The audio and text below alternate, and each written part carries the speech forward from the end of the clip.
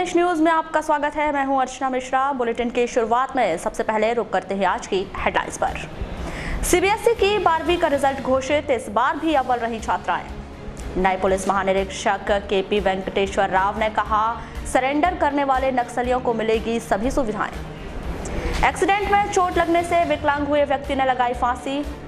जिला कांग्रेस कमेटी के अध्यक्ष विश्वेश्वर भगत ने कहा, 4 वर्ष में सरकार ने नहीं किया एक भी वादा पूरा। वारासिवनी के पास पाथरी में पेड़ की शाखा गिरने से एक व्यक्ति की मौत। और तेंदुपत्ता संग्रहण कार्य अंतिम दौर पर, ठेकेदारों पर नहीं दिखा नक्सलियों का साया। 3 जून को तेंदुपत्ता संग्राहकों को मिलेगा बोनस। और अब समाचार विस्तार से। सीबीएसई क्षेत्रीय कार्यालय अजमेर द्वारा शनिवार को केंद्रीय माध्यमिक शिक्षा बोर्ड की कक्षा 12वीं के परीक्षा परिणाम घोषित किए गए, जिसमें हर बार की तरह इस बार भी छात्रों के मुकाबले छात्राओं ने ही बाजी मारी है। साथ ही जिले में सीबीएसई का परीक्षा परिणाम काफी सराहनीय रहा और लगभग सभी केंद्रीय विद्यालय, नवोदय विद्यालय और निजी स्कूलों के परीक्षा परिणाम पहले की अपेक्षा काफी बेहतर रहे। आपको बता दें कि शिक्षण सत्र 2017-18 में 7 विद्यालयों के छात्र छात्राओं ने सीबीएसई पैटर्न से कक्षा 12वीं की परीक्षाएं दी थी, जिसमें से केंद्रीय विद्यालय भरवेली, महर्षि विद्यालय, बालाघाट इंग्लिश स्कूल, जवाहर नवोदय विद्यालय और केंद्रीय विद्यालय मलाज खंड के छात्र छात्राओं ने इस परीक्षा में उल्लेखनीय सफलता हासिल की है। केंद्रीय विद्यालय का परीक्षा परिणाम 90% रहा, जिसमें नवोदय विद्यालय वारासिवनी से सभी 70 छात्र छात्राएं उत्तीर्ण रहे। इसमें विज्ञान संकाय के छात्र शिवांश तामेश्वर ने 93.4% अंक हासिल किए। वहीं कुमारी निकिता बिसेन ने 92.4% अंक लिए। इसके अलावा मयंक बेले ने 91% अंक हासिल कर जिले का गौरव बढ़ाया। वहीं केंद्रीय विद्यालय भरवेली में वाणिज्य संकाय से 40 विद्यार्थियों में से 1 विद्यार्थी को पूरक मिली। वहीं 39 विद्यार्थी उत्तीर्ण रहे, जबकि कुमारी वंदना बुधरानी ने 93.6% अंक अर्जित किए। वहीं अजमीना खान ने 92.8% अंक हासिल किए। इसके अलावा वाणिज्य संकाय की छात्रा कुमारी सोनिया मूलचंदानी 88.4% पर रही। वहीं बालाघाट इंग्लिश स्कूल का परीक्षा परिणाम 82.6% रहा। परीक्षा परिणाम के संदर्भ में की गई चर्चा के दौरान केंद्रीय विद्यालय भरवेली के प्राचार्य पीके जैन ने अपने विचार कुछ इस प्रकार रखे।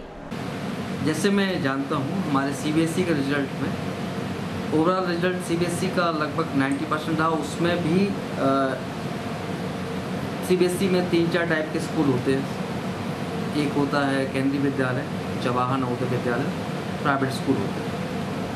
इस साल हमारे केंद्रीय विद्यालय का रिजल्ट मतलब पूरे ऑल इंडिया में टॉप रहा है। सेकंड नंबर पर जेएनवी का रिजल्ट रहा और लगभग 97% ऑल इंडिया का रिजल्ट रहा। अगर मैं केवी बालाघाट की बात करता हूँ तो विज्ञान संकाय में हमारे पास कुल 40 विद्यार्थी थे। उसमें से एक बच्चे को कंपार्टमेंट रहा और लगभग हमारा रिजल्ट 98% रहा विज्ञान संकाय का। और उसमें मास्टर तारिस पटले 88.8% के साथ प्रथम पोजीशन पर रहे। कुमारी आस्था बागड़े 88.4% के साथ द्वितीय पोजीशन पर रहे और प्रेरणा पटले 87% के साथ तृतीय पोजीशन पर रहे। इसी प्रकार वाणिज्य संकाय में हमारे पास कुल 31 विद्यार्थी थे। इसका रिजल्ट लगभग 91% रहा और इसमें कुमारी वंदना बुधरानी, जो कि वारासिवनी में निवास करती हैं, 93.6% के साथ 93.6% के साथ प्रथम पोजीशन पर रहे। कुमारी अजीमा खान 92.8 के साथ द्वितीय पोजीशन पर रही और सोनिया मूलचंदानी 88.4% के साथ तृतीय पोजीशन पर रही।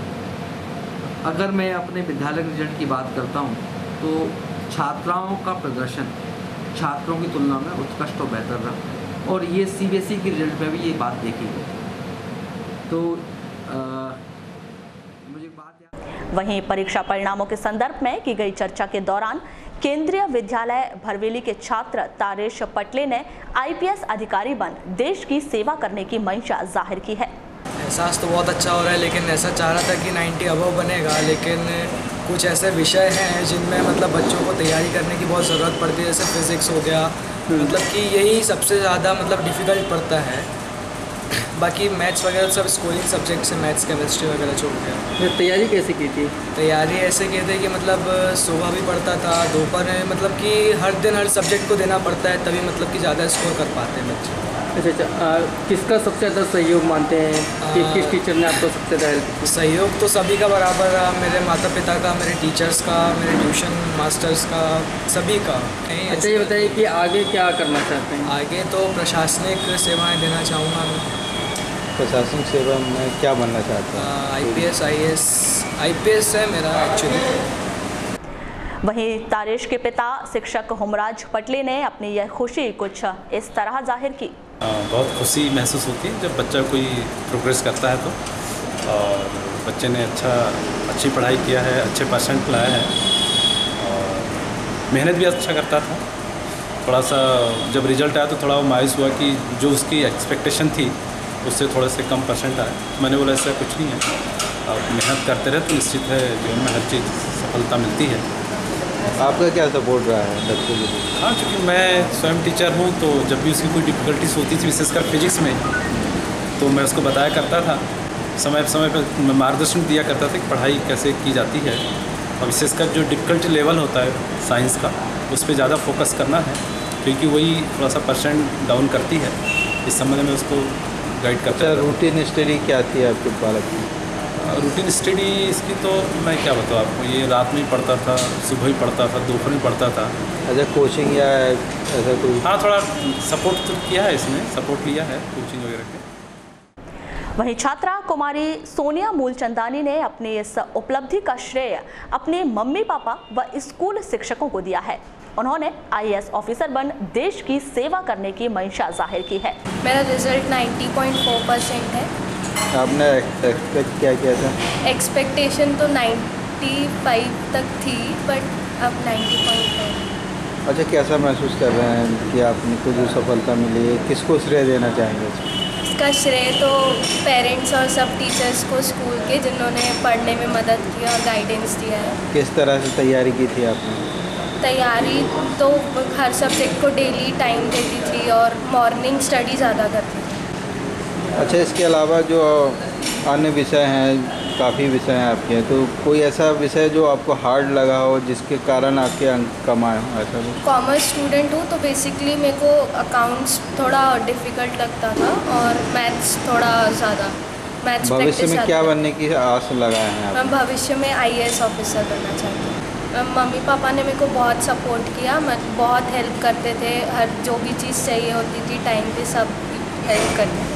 तो स्टडी लेवल कैसा है, यानी किस तरीके से आप स्टडी करते थे? सब्जेक्ट वाइज की ग्रुप वाइज कैसा करते थे? स्टडी तो मैं सब्जेक्ट वाइज करती थी, मतलब जो मेरे को डिफ़िकल्ट लगते थे जैसे अकाउंट्स और मैथ्स है, मैं उनको ज़्यादा टाइम देती थी और बाकी सब्जेक्ट्स भी डेली स्टडी करती थी। वहीं सोनिया के पिता सुरेश मूलचंदानी ने अपनी खुशी का इजहार कुछ इस तरह किया।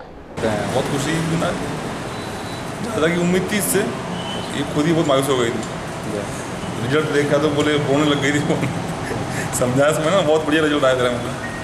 अच्छा, किस तरीके से तैयारी की बच्ची ने?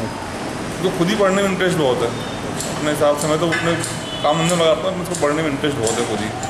अच्छा, क्या बनाना चाहते हैं आप अपनी बच्ची? वो करेंगे, UPS की तैयारी करूँगी बोलती है अभी। और घर में क्या सपोर्ट रहा है बच्चे का? और अपने दोनों बेटियाँ ही हैं ना, एक छोटी एक बड़ी, 2 लड़कियाँ हैं, दोनों पढ़ने में होशियार है, दोनों बढ़िया करती है अपने। तो क्या बनाना है? IPS बनाना चाह रहे हैं? वो चाहती है जो मिल जाए, जो उसको अच्छा लगे, जो करना चाहे। अच्छा, इनकी हॉबी क्या है बच्ची की? ज़्यादा का पढ़ाई में ध्यान देते हैं, क्योंकि इनका भाई नहीं है ना, दोनों बहन ही है। अच्छा, इसके अलावा खेल कूद या इसमें ज़्यादा इंटरेस्ट नहीं लेती। वहीं छात्र प्रणय पटले ने मैकेनिकल इंजीनियर बनने की इच्छा जताई है।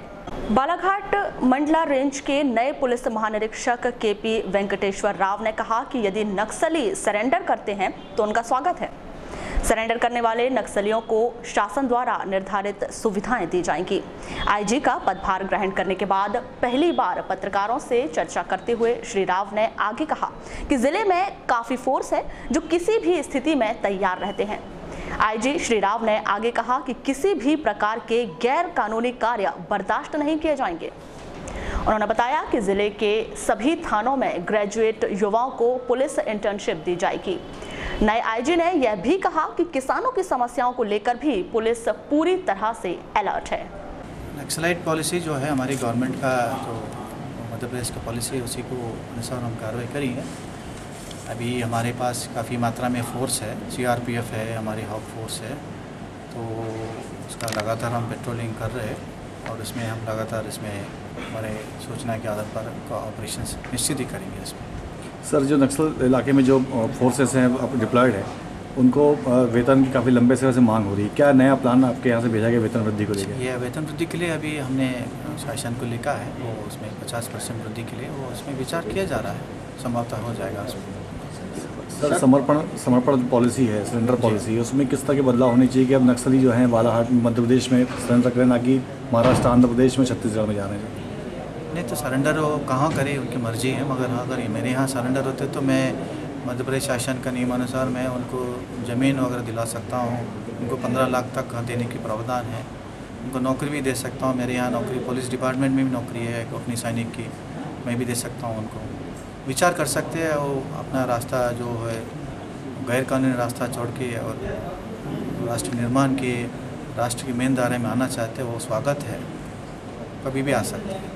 मैं अभी बता रहा हूँ, मैं जो किसान है उसकी समस्या है वो लेके आएगा तो उसको सुनेंगे, और किसान के नाम पे दूसरा कोई आता है, गैर किसान आता है, वो तो उसमें हम उसमें बर्दाश्त नहीं करेंगे। उसमें हमारी जो पुलिस व्यवस्था है पूरी हम तत्पर रहेंगे, पुलिस व्यवस्था 24 घंटा अलर्ट रहेंगे, हम उसमें कार्रवाई करेंगे उसमें। क्योंकि सर अब चुनाव आ रहा है जी, तो किस तरह की अभी तैयारियाँ होगी सर ऐसे आंदोलन में? चुनाव तो हमने बहुत करवाया, तो चुनाव तो रेगुलर हमारी पुलिसिंग में आ जाएगा। उसमें ट्रांसफर्स वगैरह 3 साल से ज़्यादा लोग एक ही ज़िले में पदस्थ ना रहे, वो अभी वो कार्रवाई चल रही है।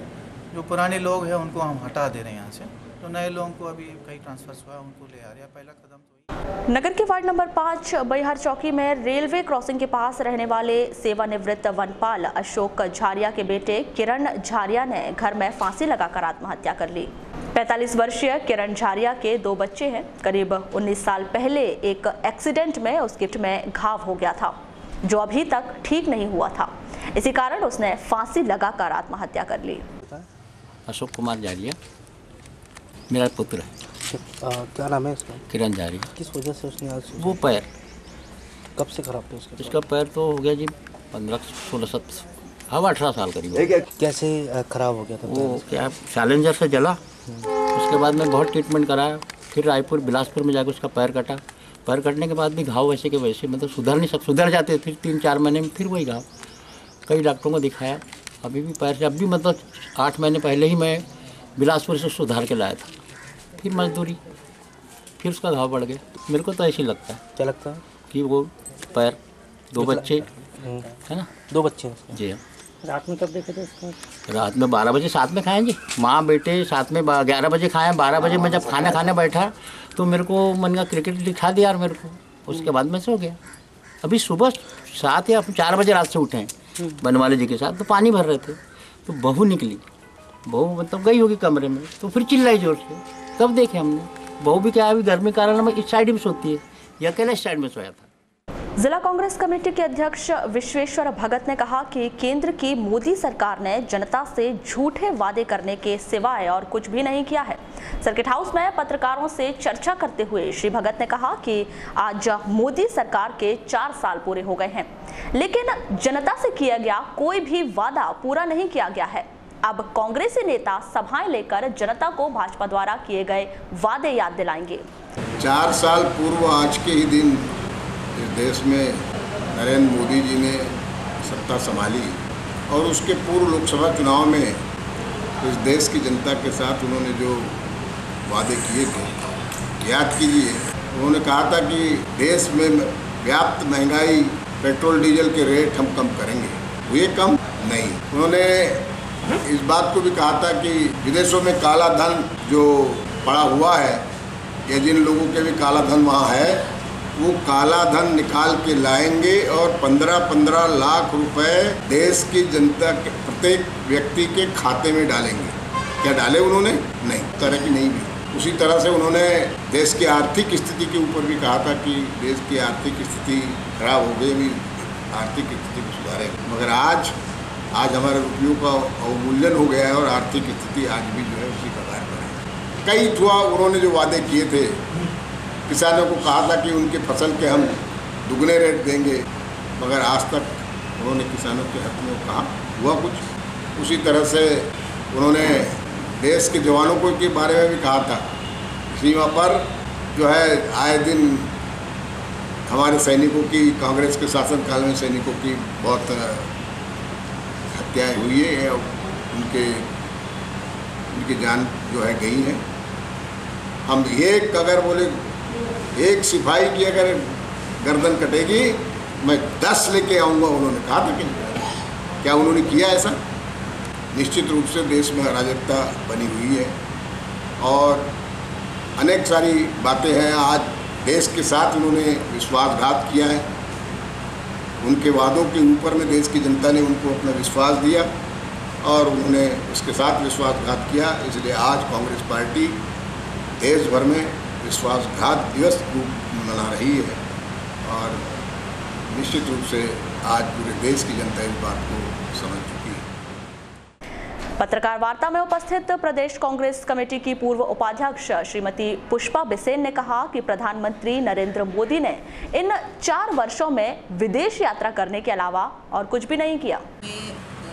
केंद्र सरकार विफल रही है, ये हम सब जान रहे हैं, क्योंकि जो देश के प्रधानमंत्री हैं नरेंद्र मोदी जी, वो सिवाय उन्होंने विदेशों में यात्रा करने के अलावा दूसरा कोई भी काम नहीं किया है।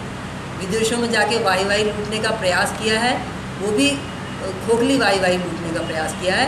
यहाँ से उनके मीडिया के साथी, उनके कर्मी यहाँ से जाके वहाँ पे पहले माहौल बनाते हैं और वहाँ जाके फिर उनका प्रचार करते हैं और वहाँ जाके उन्होंने सिर्फ झूठी वाई लूटने का प्रयास किए हैं। ऐसा कोई देश में, ऐसा कोई उद्योग, बहुत बड़ा विकास का कोई काम ऐसा नरेंद्र मोदी जी ने किया हो, ऐसा बिल्कुल नहीं है। और विगत 4 वर्षों में उन्होंने जितने भी वादे किए, जैसा भगत जी ने भी बताया, सारे वादे उनके झूठे साबित हुए हैं। उन्होंने गरीबों का जनधन खाता खुलवाया, आज सारे खाते बंद होने के कगार में हैं। जीएसटी फ्लॉप हो गई, नोटबंदी फ्लॉप रही, आज हमारी अर्थव्यवस्था चरमरा के रह गई है पूरे देश की। और आज आलम यह है कि जब मनमोहन सिंह हमारे प्रधानमंत्री थे, उस समय हमारी अर्थव्यवस्था जब देश में, जब पूरे विश्व में आर्थिक मंदी चल रही थी, उस समय मनमोहन सिंह जी ने भारत में स्थिरता बनाई रखी थी। आज हमारे देश में आंतरिक अस्थिरता पैदा हो गई है। आज सांप्रदायिक सौहार्द बिगड़ चुका है और सांप्रदायिक सद्भावना खत्म हो चुकी है और हिंदुत्व के नाम पे पूरे देश में आग भड़काई जा रही है। तो हम दूसरे देशों से तो लड़ ही रहे हैं। वारासिवनी क्षेत्र के ग्राम पंचायत पाथरी में पेड़ की शाखा से गिरने से एक व्यक्ति की मौत हो गई।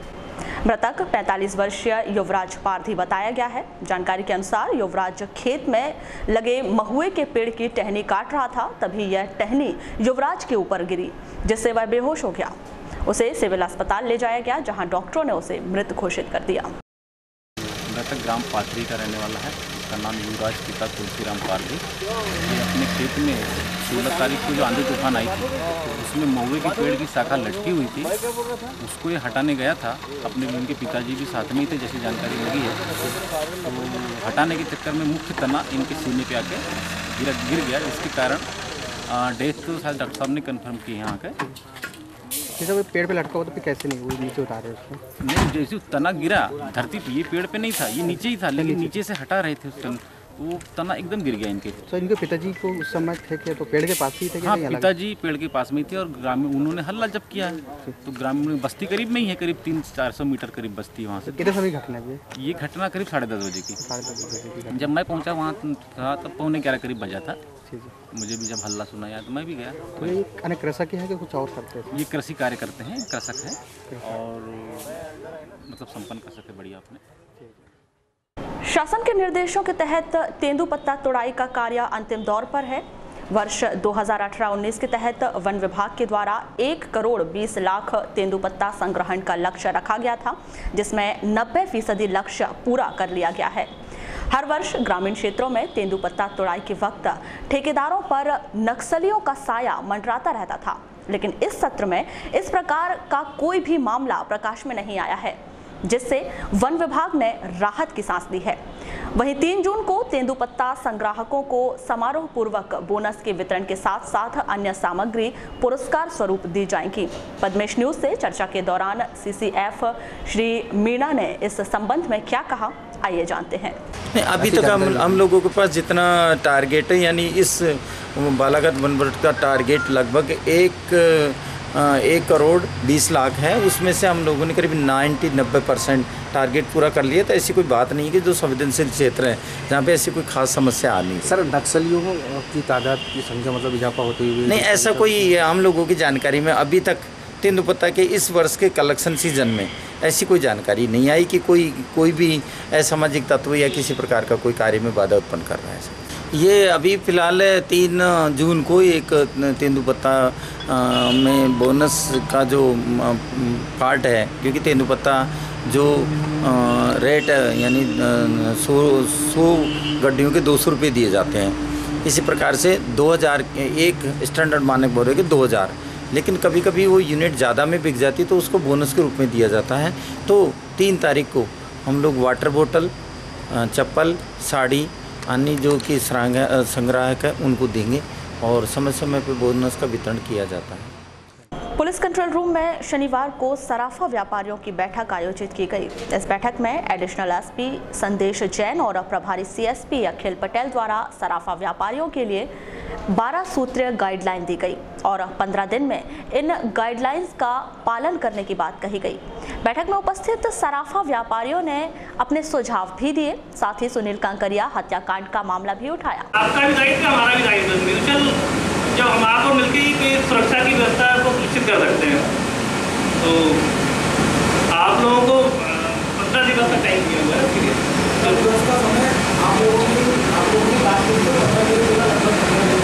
ओके, और अभी हमारा प्रयास ये भी है कि जो बालाघाट में एक CCTV का पूरा सिस्टम भी लग रहा है, वो 15 जून तक हम लोग उसको भी प्रयास हैं कि पूरा हो जाए। और उसमें भी अगर किसी को ये लगता है कि उसके जो कैमरे लगे हुए हैं, जो चिन्हित किए हुए हैं, है ना, तो कोई पॉइंट आप लोगों को लग रहा है तो आप लोग हमें सजेशन दे सकते हैं। हम लोग अभी क्योंकि इनिशियल स्टेज पे उसको शिफ्ट भी कर सकते हैं। कि आप लोग को लगता है कि इस चौराहे की जगह, इस लोकेशन की जगह कहीं और रहे तो ज़्यादा बेहतर तरीके से उसके आउटपुट मिल सकते हैं।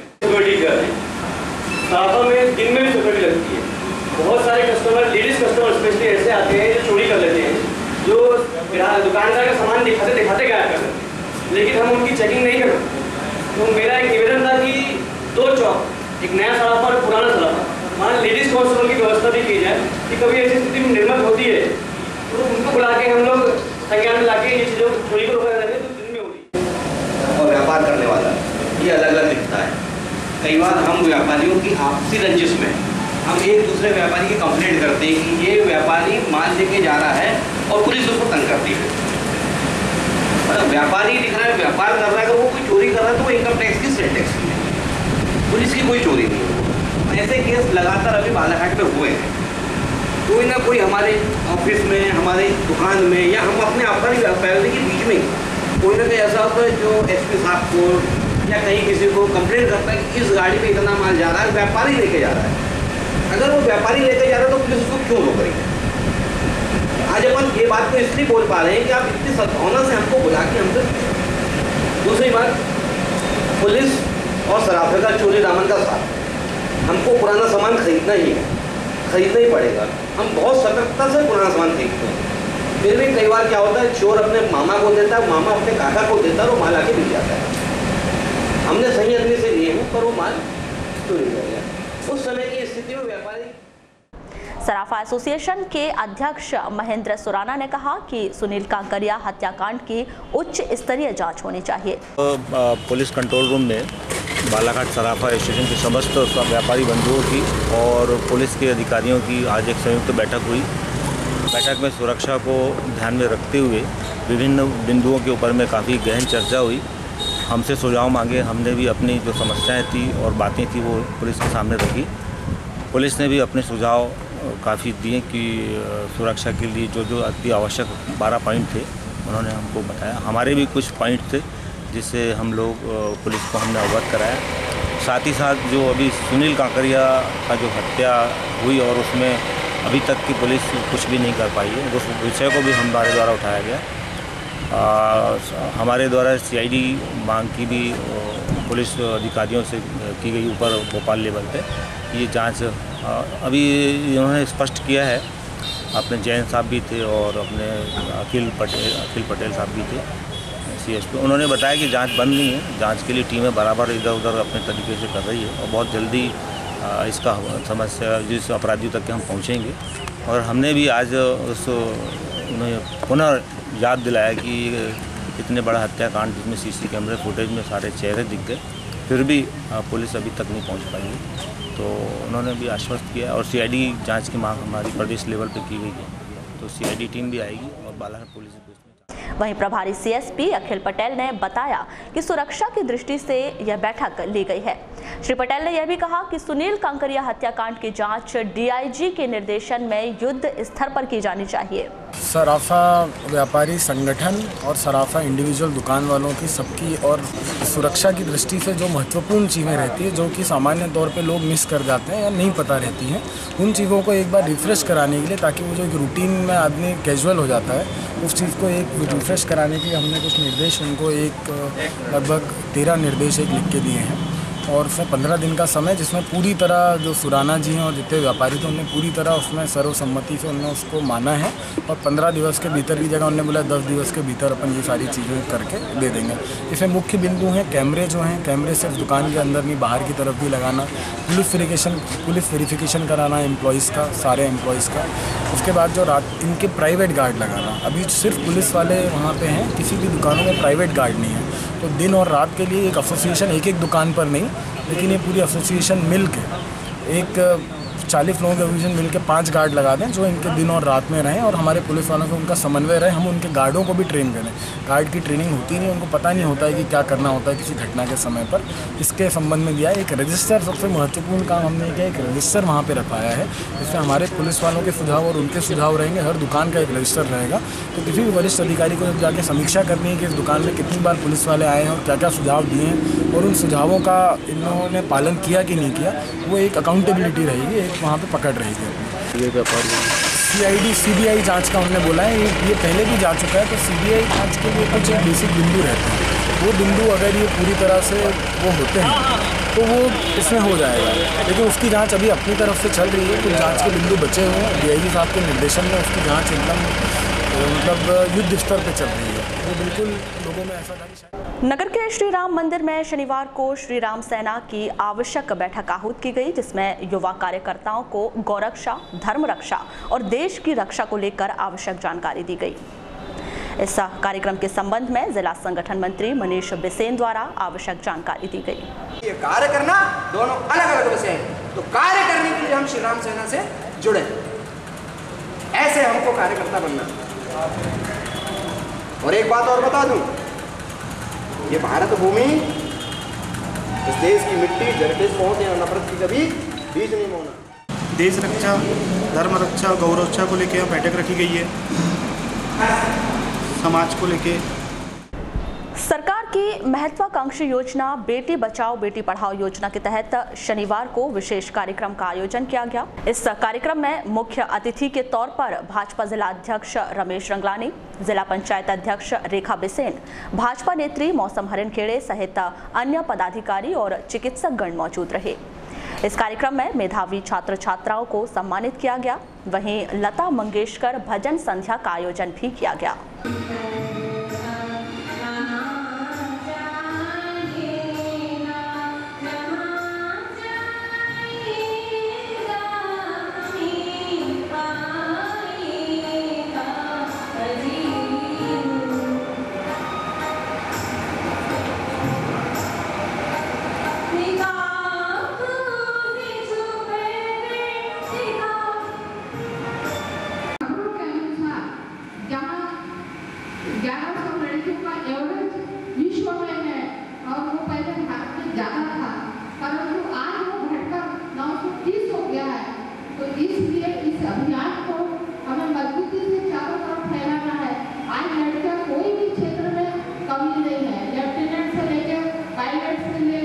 सेना में जाने लगी है लड़कियां, और मेरे में भी लड़कियां सबसे ज्यादा आने लगी।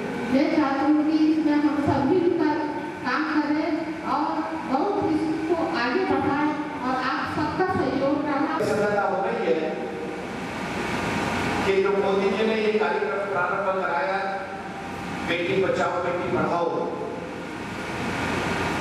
और उनको क्यों आवश्यकता पड़ी, और बच्चियां हमारी देश की धरोहर हुआ, बच्चियां कैसे सक्षम इस प्रकार से हो, इन सबकी चिंता भाजपा की मोदी सरकार जब से बने मोदी जी उन्होंने करना शुरू किया। अब जैसा अभी हमारी भारती जी ने बताया कि अभी अभी लता मंगेशकर, जो मैं समझता हूँ कि केवल भारत ही नहीं अंतरराष्ट्रीय स्तर पर जिनका नाम, जिनके गले की उनके स्वर का हम सब लोहा उन्होंने मनवाया है। शायद मुझे नहीं लगता कि वो स्वर लता मंगेशकर के बाद ऐसी कल्पना ही नहीं कर सकते वो स्वर कोई और कोई दे पाएगा। इतने पुराने समय से लता मंगेशकर की फिल्मों में और उनका जो सम्मान फिल्मों में रहा है वो मेरे ख्याल में तो कोई प्राप्त नहीं कर पाएगा। वैदिक स्कूल से आपने शिक्षा ग्रहण की और साथ ही लालबरा का और वैदिक स्कूल का नाम रोशन किया। यहाँ पर साक्षी पटले जी की मम्मी के ऊपर भारत की इस दिव्य भूमि में जब से बागडोर मान्यवर नरेंद्र मोदी जी के हाथों में आई है, उन्होंने दिन रात एक करके इस भारत माँ को परम वैभव तक पहुँचाने का संकल्प लिया है। हर वर्ग हो, चाहे मातृशक्ति हो, युवा हो, किसान हो, मजदूर हो, चाहे सीमा पर तैनात सैनिक हो, सबके लिए उन्होंने अलग अलग तरीके से योजनाएं तैयार करी हैं। उसी दिशा में बेटी बचाओ बेटी पढ़ाओ भी भारतीय जनता पार्टी का एक प्रकल्प है। उसका बालाघाट में भी गठन किया गया है। जिला संयोजक के रूप में श्रीमती उषा पशीने जी हैं, यहाँ पर उषा दुआरे जी और मनोज हरिनखेड़े जी जिला संयोजक है। उसी कड़ी में आज भारतीय जनता पार्टी बालाघाट कार्यालय में बेटी बचाओ बेटी पढ़ाओ, जो भारतीय जनता पार्टी का एक आयाम है कि हम बेटियों को समाज में ससम्मान जीने का अधिकार दें, बढ़ते लिंगानुपात को कम करने के लिए एक समाज में मैसेज दें, प्रेरक भूमिका निभाएं और बेटियों को हर क्षेत्र में आगे लाने के लिए जो द्वार खुले हैं उन्हें अपने एक मुक्त गगन में उड़ने की एक आज़ादी दें। इसी दिशा में समाज में चेतना के लिए, बेटियों के मान और सम्मान को बढ़ाने के लिए यह संकल्पित आयाम। मेरा नाम, मैं जिला संयोजक हूँ, सह संयोजक हूँ बेटी बचाओ बेटी पढ़ाओ की। आज यहाँ जो कार्यक्रम किया जा रहा है, क्या कार्यक्रम है ये? बेटी बचाओ बेटी पढ़ाओ से जो मेधावी छात्राएं जो आई हैं अभी अव्वल, उनका सम्मान किया जा रहा है और लता मंगेशकर जी की याद में संगीत का कार्यक्रम रखा गया है। आपका नाम? यहाँ रुकेंगे एक छोटे से ब्रेक के लिए। ब्रेक के बाद भी जारी रहेगा खबरों का सिलसिला, बने रहिए हमारे साथ।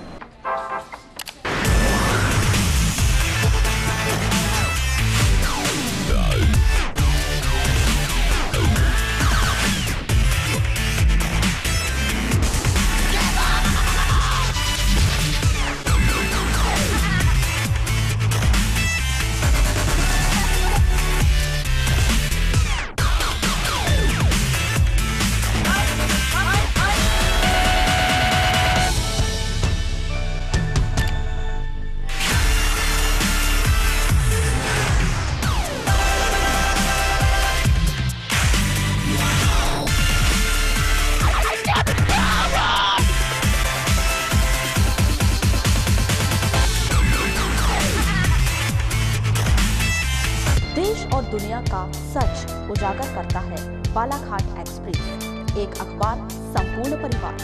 खबर चाहे कुर्सी की हो या अच्छे विचारों की या देश में हो रहे भ्रष्टाचार की, खबर चाहे विदेश की हो या आपके कैरियर की, बॉलीवुड ग्लैमर हो या व्यापार जगत की, व्यापारी से लेकर कर्मचारी तक, चाहे खबरें हो ग्रामीण क्षेत्रों की जैसे वाराणसी, लालबर्रा, लांजी, बैहर की, जिले की छोटे से लेकर बड़ी खबरों के लिए सच की तह तक जाने का जज्बा, Balaghat express and Padmesh media को।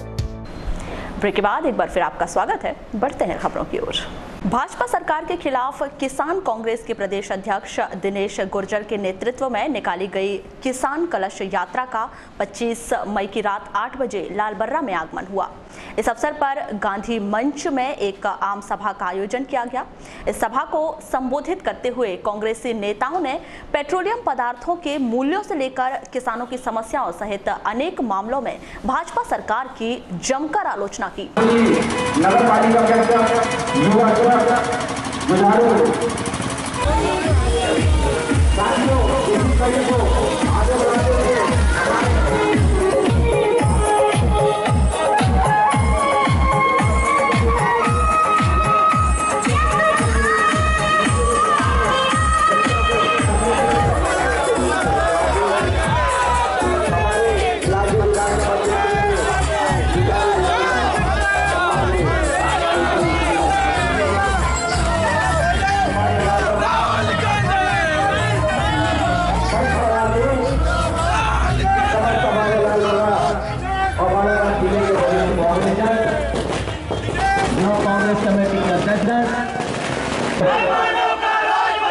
भाजपा तेरी तानाशाही, भाजपा तेरी तानाशाही,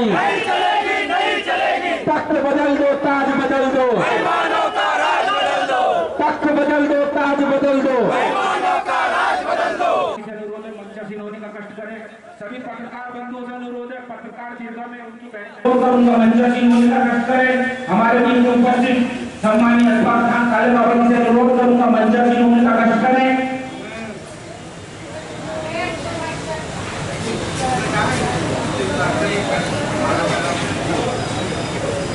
हमारे बीच में उपस्थित युवा कांग्रेस के तुषार बैनर्जी से अनुरोध करूंगा मंचासीन होने का कष्ट करें। हमारे बीच में उपस्थित सम्मानीय जिंदाबाद किसान कांग्रेस जिंदाबाद जिंदाबाद जिंदाबाद। और माता जो हमारे पास है कांग्रेस का सभी साथियों का, युवा नौजवानों का, सभी को मैं सादर नमन करता हूँ।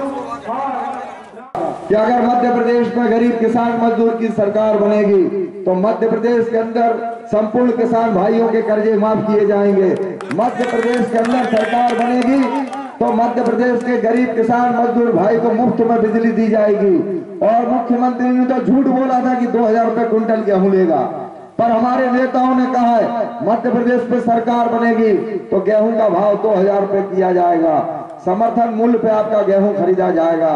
और जो आपकी फसलें आज सस्ते दामों में बिक रही हैं, कांग्रेस सरकार में जो फसलें आपकी चना 8000 रुपए था, धान 5000 रुपए थी, 5000 रुपए सोयाबीन था, दलहन की फसलें 4000 से 16000 थी। आज हालात ये है कि चना 3 से 4000 बिक रहा है, सोयाबीन धान 1500 से 2000 बिक रही है, दलहन की फसलें 1500 से 3000 बिक रही है।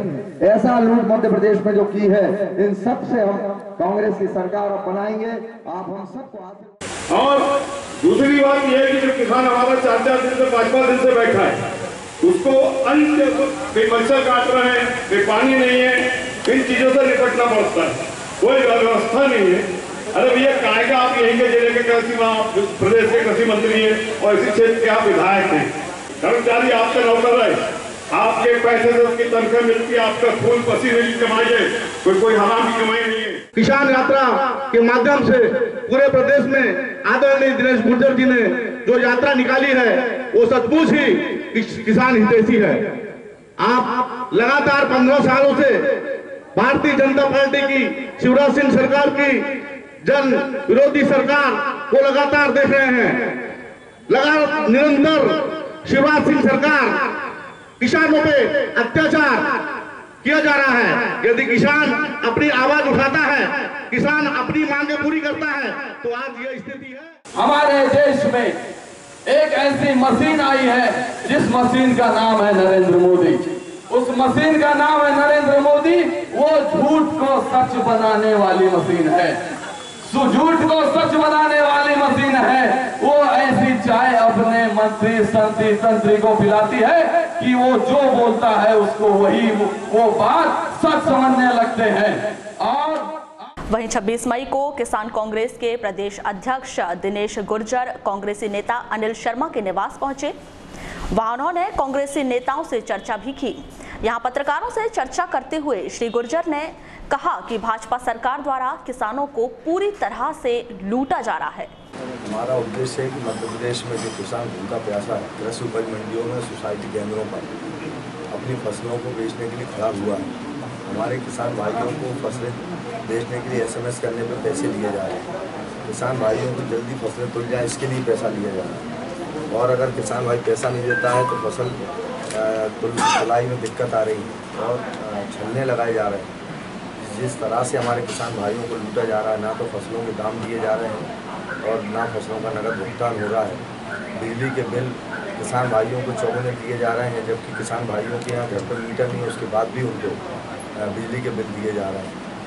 कर्जे, आर्थिक तंगी के कारण, कर्जे के कारण मध्य प्रदेश का किसान आए दिन आत्महत्याएँ कर रहा है। इन सब बातों को लेकर हमारे नेता आदरणीय कमलनाथ जी ने चिंता करते हुए हम लोगों को निर्देशित किया कि आप मध्य प्रदेश में जाएँ, किसान लेने मजदूर की लड़ाई लड़ें। उसी लड़ाई को हम लड़ने के लिए आज आपके बीच में यहाँ लाल बगड़ा क्षेत्र में आए हैं और आज हम सिवनी छिंदवाड़ा तरफ किसान भाइयों से मिलेंगे। जिला कांग्रेस कमेटी के अध्यक्ष की कमान संभालने के बाद पूर्व सांसद विश्वेश्वर भगत 25 मई को लालबर्रा पहुंचे। यहां विश्राम गृह में ब्लॉक कांग्रेस कमेटी द्वारा गर्मजोशी से श्री भगत का स्वागत किया गया।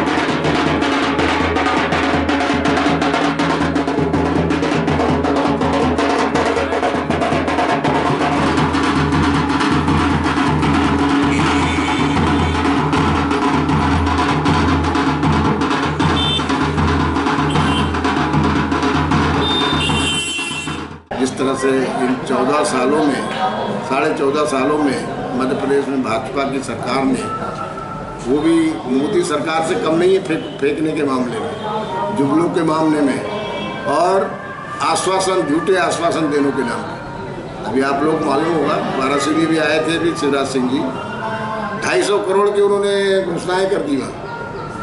250 करोड़ बजट तो देख लो ना अपने पास, कब अभी अब चुनाव के पहले कर रहे हो? अरे यही अगर जिस समय पिछले चुनाव हुए थे तब कुछ करते तो आज वो निर्माण कार्य पूरे होते, उसका लाभ जनता को मिलता। मगर ये मात्र इनकी चुनावी घोषणाएं हैं और जनता इस बात को पूरी तरह से समझ रही है।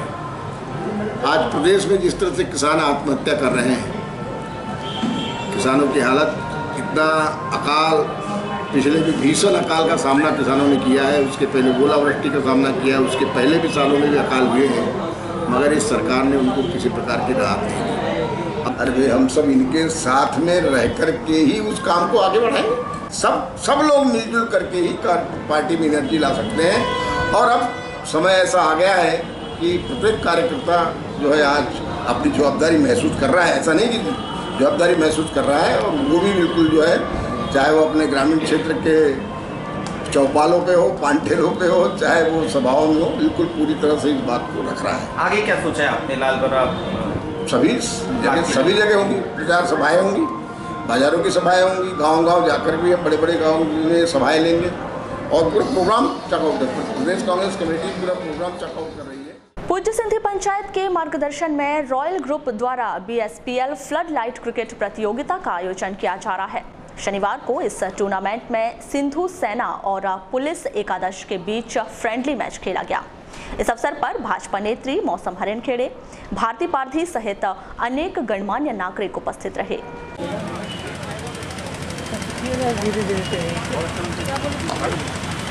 और ये शानदार हिट 4 रन, कड़ी चौका।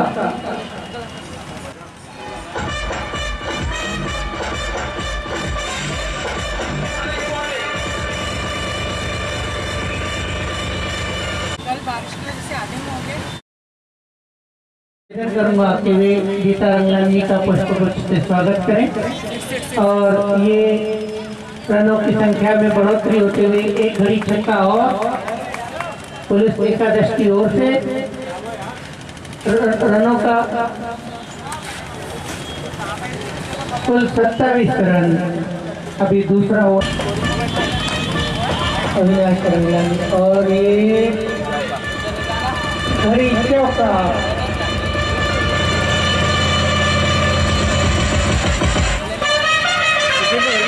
लालबर्रा जनपद पंचायत में 26 मई को जिला उद्योग एवं व्यापार केंद्र द्वारा स्वरोजगार सम्मेलन का आयोजन किया गया। जिला उद्योग केंद्र के प्रबंधक जी.के. हरणे ने इस सम्मेलन में पहुंचे बेरोजगारों को स्वरोजगार से संबंधित जानकारियां दी।